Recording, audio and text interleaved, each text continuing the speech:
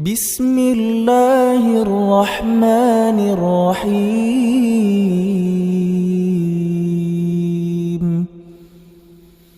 السلام عليكم ورحمة الله وبركاته. وعليكم السلام ورحمة الله. إن الحمد لله نحمده ونستعينه ونستغفره ونتوب إليه ونعوذ بالله من شرور أنفسنا وسيئات أعمالنا. من يهده الله فلا مضل له ومن يضلل فلا هادي له. أشهد أن لا إله إلا الله وحده لا شريك له وأشهد أن محمدا عبده ورسوله صلوات ربي عز وجل وسلامه على قدوتنا وأسوتنا حبيبنا خليل الرحمن محمد صلى الله عليه وسلم وعلى آله وأهل بيته وأزواجه وأصحابه ومن تبعهم بإحسان إلى يوم الدين. وقال الله تعالى: يا أيها الذين آمنوا اتقوا الله حق تقاته ولا تموتن إلا وأنتم مسلمون. أما بعد، فيا عباد الله معاشر المسلمين ikhwani fid din rahimani Allah wa iyyakum ajma'in. Alhamdulillah, segala puji hanya milik Allah Subhanahu wa ta'ala. Kita memuji Allah dan bersyukur kepada Allah atas segala nikmahnya. Salawat dan salam kita tujukan untuk Nabi kita Nabi Muhammad sallallahu alaihi wasallam. Dan tidak lupa pula saya memberikan wasiat untuk diri saya pribadi dan untuk kita semua dan untuk seluruh kaum muslimin agar kita senantiasa menjaga ketakwaan kita kepada Allah Subhanahu wa ta'ala. Takwa berusaha untuk menjalankan seluruh perintah-perintah Allah dan Rasul-Nya dan menjauhi segala bentuk larangan apapun yang kita ketahui maka kita jauhi secara langsung dari Allah di dalam Al-Quran ataupun melalui nabinya, melalui hadis Nabi sallallahu alaihi wasallam. Maka melaksanakan segala perintah, menjauhi segala larangan, itulah dia kaidah ketakwaan. Maka jagalah ketakwaan dimanapun kita berada dan kapanpun, karena kita tidak tahu di bagian bumi mana Allah mewafatkan kita. Kita tidak tahu kapan waktunya Allah Ta'ala mewafatkan kita. Tatkala kita berazam, bertekad kuat untuk bertakwa kepada Allah dimanapun dan kapanpun, tidak memilih-milih harus di masjid saja, tapi di setiap tempat, terlebih lagi di tempat-tempat ibadah, maka kita jaga ketakwaan.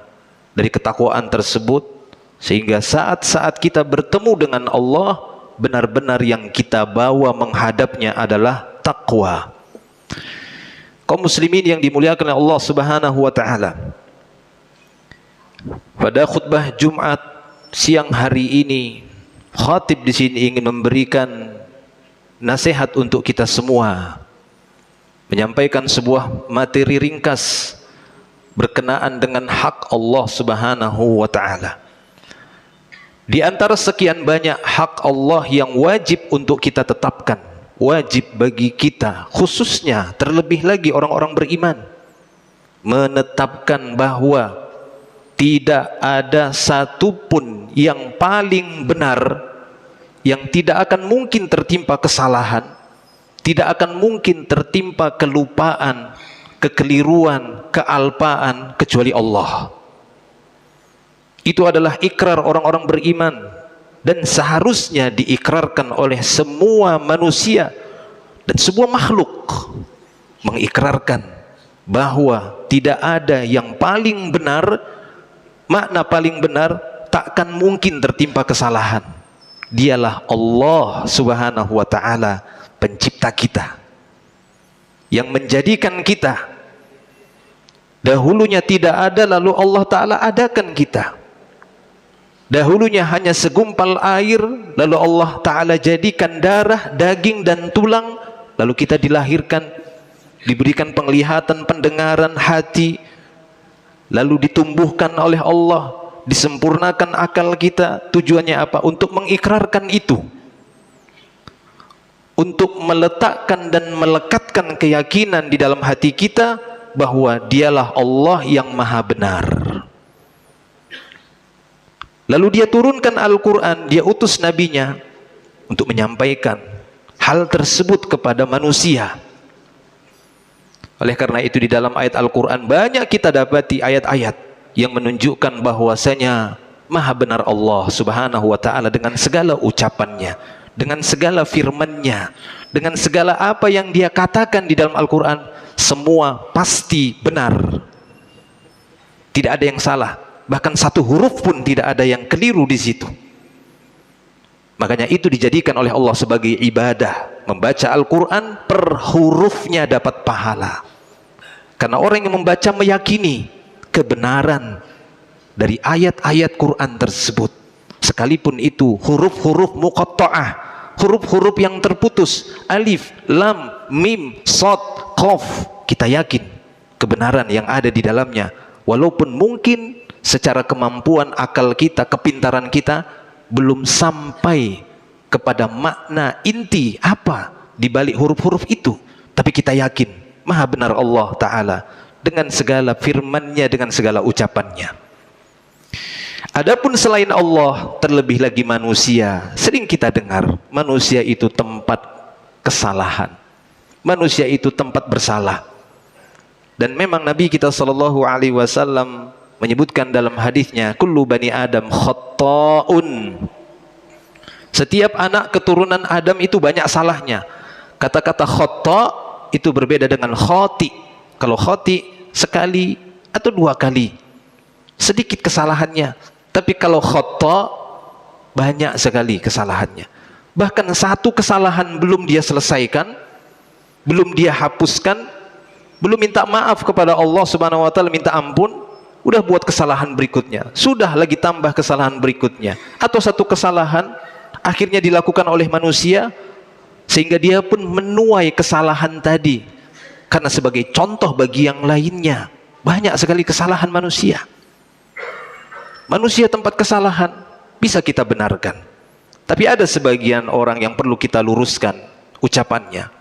Ketika mereka mengatakan manusia itu tempat salah kecuali Nabi, Allah dan Nabinya, maka ini kurang tepat.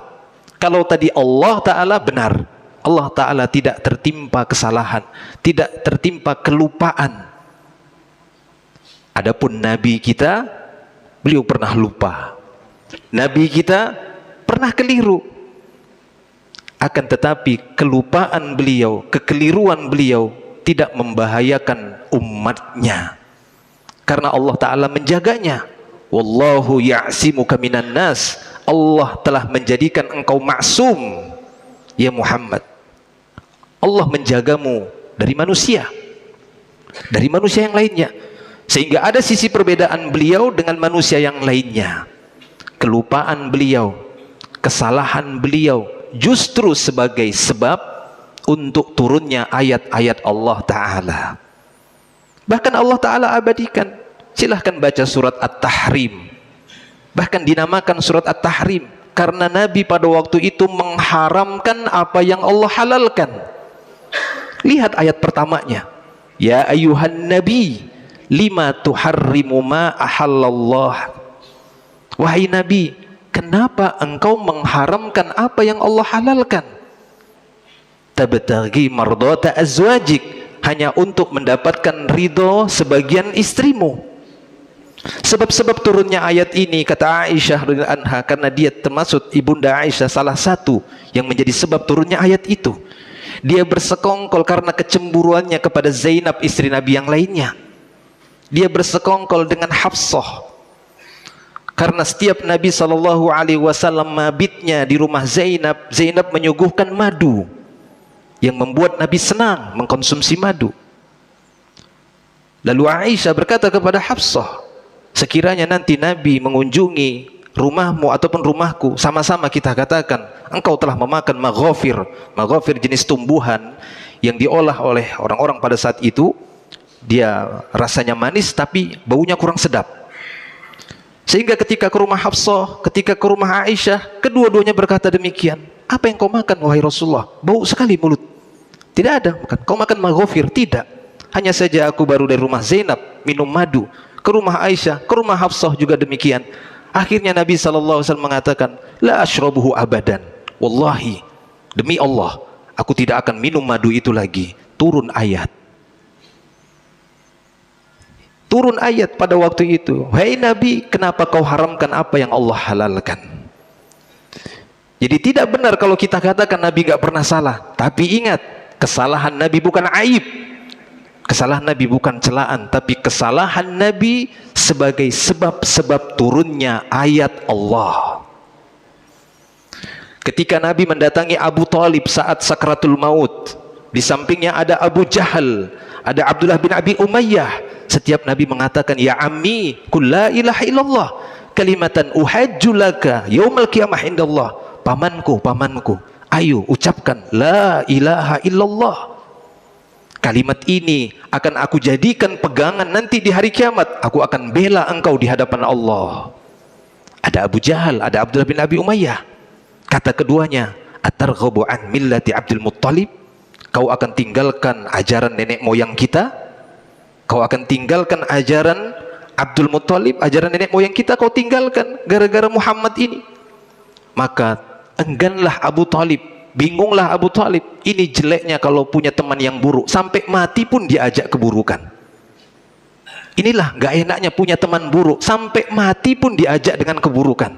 Akhirnya Abu Talib, paman yang sangat beliau cintai, yang sangat beliau harapkan masuk Islam, yang banyak membantu Nabi, pada waktu itu wafat, berdekatan wafatnya dengan Khadijah, karena setelah diboikotnya 3 tahun kaum muslimin di sebuah syi'ib Abi Thalib waktu itu 3 tahun, sampai para waktu itu kaum muslimin hanya memakan kulit kayu. Diboikot, setelah dibebaskan pemboikotan, sakit parah Khadijah, begitu juga disusul dengan Abu Thalib, wafat, meninggal dunia. Sempat ditalkinkan oleh Nabi, tapi nggak mau. Akhirnya Abu Thalib wafat tanpa mau mengucap apa yang diajak oleh Nabi. Galau Nabi. Lalu Nabi mengatakan, demi Allah, aku akan beristighfar untuk pamanku. Padahal jelas matinya bukan di atas Islam. Tetap Nabi, karena saking sayangnya, manusiawi, beliau juga manusia. Maka ketika Nabi meminta kepada Allah, ampuni Abu Talib, berikan dia maghfirah, turun ayat dalam surat At-Taubah itu. Allah Ta'ala mengatakan, ma kana lin nabi walladzina amanu ayyastaghfiru lil musyrikin walau kanu uli qurba min ba'di ma tabayyana lahum annahum ashabul jahim. Enggak layak, kata Allah, seorang nabi atau orang-orang beriman memintakan ampunan kepada Allah untuk orang-orang yang jelas-jelas musyrik, nggak mau masuk Islam. Nggak boleh, kata Allah Ta'ala. Walaupun itu ulil qurba, walaupun itu kerabat terdekatmu, nggak boleh, kata Allah.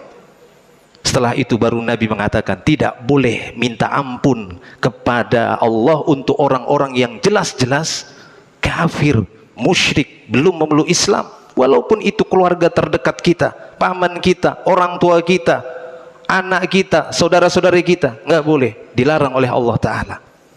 Tapi kesalahan beliau ingat sebagai sebab turunnya ayat Allah Subhanahu wa Ta'ala. Adapun selain beliau, kesalahannya harus minta ampun kepada Allah, istighfar.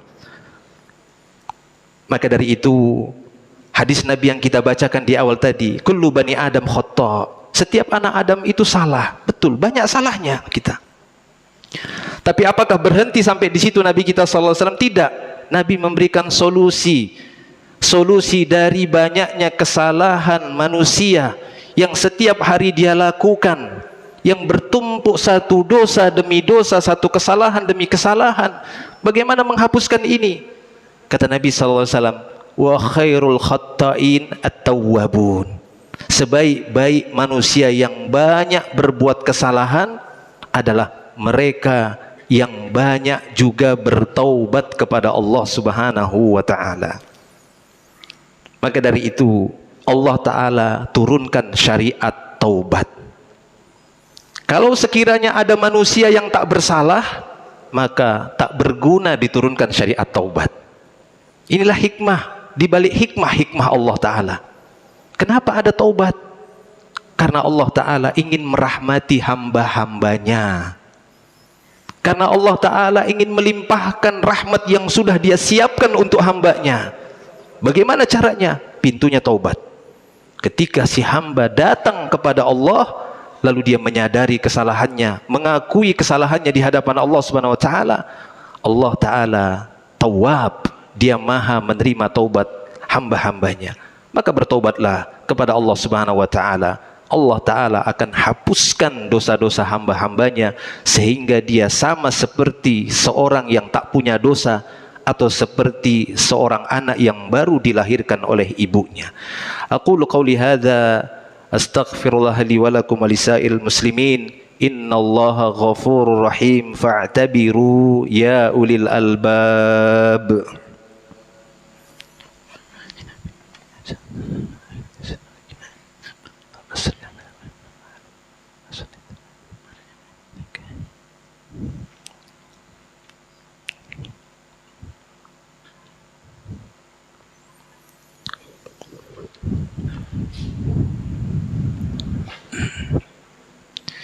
Alhamdulillahi Rabbil Alamin, wassalatu wassalamu ala ashrafil anbiya'i wal mursalin, Nabiyyina Muhammadin sallallahu alaihi wasallam wa ala alihi wa ashabihi wa man tabi'ahum bi ihsanin ila yaumiddin.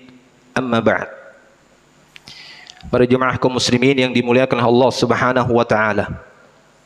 Allah Subhanahu wa taala tidaklah memuji manusia karena dia tidak ada dosa. Bukan karena itu Allah Ta'ala memuji manusia.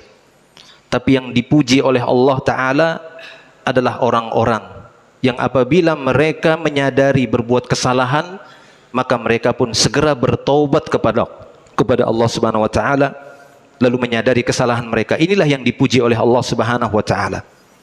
Allah Subhanahu wa taala memujinya dalam surat At-Taubah. Ini orang-orang yang apabila mereka melakukan satu perbuatan jahat, kemudian yatubuna min qarib, mereka segera bertobat kepada Allah. Ini yang dipuji oleh Allah. Bukan manusia yang tidak melakukan kesalahan, karena tidak akan mungkin dan tidak ada manusia yang tidak memiliki kesalahan. Akan tetapi yang maha benar hanyalah Allah, Rabb kita, Allah Azza wa Jal. Al-haqqu min rabbika fala takunanna minal mumtarin. Kata Allah Ta'ala dalam surat Al-Baqarah, kebenaran itu hanya datang dari Rabbmu ya Muhammad. Apabila telah datang kebenaran dari Allah, janganlah engkau ragu-ragu. Maka kita yakin apa yang ada di dalam Islam tidak kita ragukan sedikit pun, secuil pun. Semua benar apa yang ada di dalam Islam. Tinggal kita sejauh mana untuk meyakininya, menerapkannya dan mengamalkannya, menyampaikannya kepada seluruh manusia, sehingga kita mendapatkan bagian kebaikan dari dakwah Nabi Muhammad sallallahu alaihi wasallam yang sampai detik ini kita rasakan rahmat dari Islam itu mencakup ke seluruh penjuru dunia. Maka kita menginginkan agar kita pun mendapatkan kebaikan dari Islam yang di dalamnya Allah Ta'ala berikan kebenaran. Semoga Allah Subhanahu wa taala senantiasa membimbing kita semua sehingga kita benar-benar mendapatkan rahmat Allah Subhanahu wa taala dengan mudah, dan dimudahkan pula kita untuk mendapatkan surganya. Allahumma salli ala Muhammad wa ala ali Muhammad kama sallaita ala Ibrahim wa ala ali Ibrahim innaka Hamidun Majid. Allahumma barik ala Muhammad wa ala ali Muhammad kama barakta ala Ibrahim wa ala ali Ibrahim innaka Hamidun Majid. اللهم اغفر لنا وللمسلمين والمسلمات والمؤمنين والمؤمنات الأحياء منهم والأموات إنك أنت الغفور الرحيم. ربنا ظلمنا أنفسنا وإن لم تغفر لنا وترحمنا لنكونن من الخاسرين. ربنا لا تزغ قلوبنا بعد إذ هديتنا وهب لنا من لدنك رحمة إنك أنت الوهاب. يا مقلب القلوب ثبت قلوبنا على دينك وطاعتك. ربنا آتنا في الدنيا حسنة وفي الآخرة حسنة وقنا عذاب النار. وصلى الله وسلم على نبينا محمد وعلى آله وصحبه أجمعين. آخر دعوانا الحمد لله رب العالمين. أقيموا الصلاة.